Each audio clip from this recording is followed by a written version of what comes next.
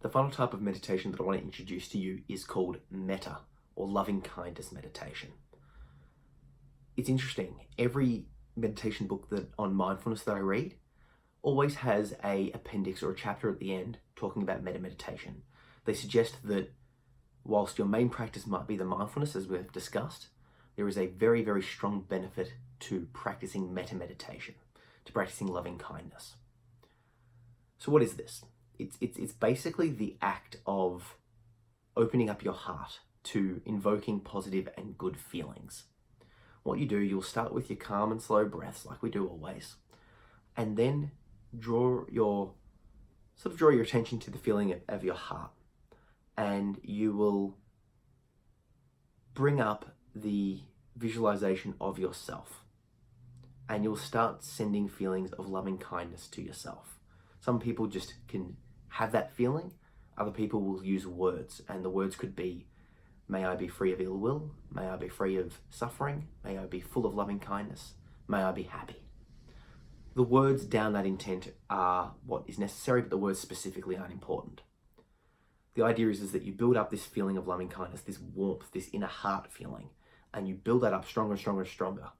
And then you start sending it to people in the sense of you bring up your child, or you bring up your partner, or you bring up a friend, and then you start sending those same statements, that feeling, that heart, that warmth to that person. May my partner be free of ill will. May she be free of suffering. May she be full of loving kindness. May she be happy. And then you extend that to people you work with, and then to the world at large. And then if you can keep that feeling going to people that maybe have wronged you or harmed you, or to indifferent people, to every living creature. Now, there's a couple of ways to look at what you're actually doing here. The mystical approach is like just sending them love and that helps them. Now, that's a whole different discussion that I'm not getting into. I want to talk about what it does for you, the person that's doing it. If you can invoke a sense of love, you're actually connecting brain cells, or neuronal connections in a positive fashion. You're calming yourself down and you're making yourself feel good. If you can send those feelings to yourself, you're practicing self-love, which has multitudes of benefits. If you can send that to people that you care about, you're now having them in your mind and your thoughts, and you'll start acting in a positive way. If you're sending good vibes, quote unquote, sending good vibes to people, it's very hard to treat that person badly. And whether or not you believe in the reality of karma, in the sense of you do something bad happens, it's very obvious if you treat people well, people will treat you well. And if that's karma or whatever, I don't know. But if you send out this positive feeling to people, you will act better to them, and that will treat you better, and therefore your life will improve.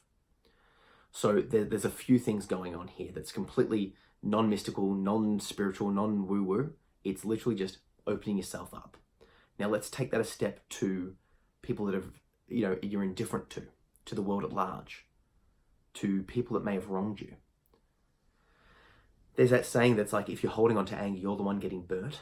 And there's a lot of truth to that. If you are holding on to anger, the person that you're angry at doesn't feel that. It's you. You're the one suffering. You can be ruminating on it over and over and over again. And then when you finally bring it up with that person, they might not even remember you, right? So in reality, what you're doing is helping to let go of those toxic feelings.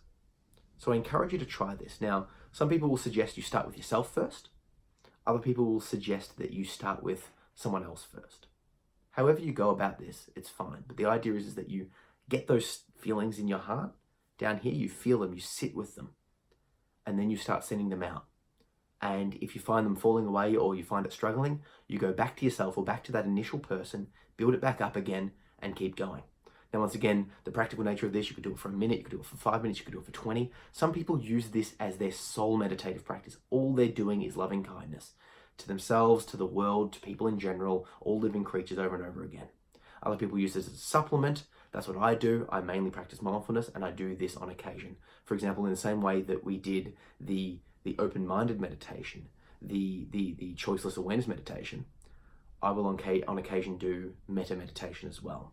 It's one of those things that I find just boosts and has a good feeling. So I use it as a supplement to my mindfulness meditation practice, basically because all of the people that I'm learning mindfulness off do so as well. It does feel good. Give it a try and see how it makes you feel towards yourself and towards the people in your life.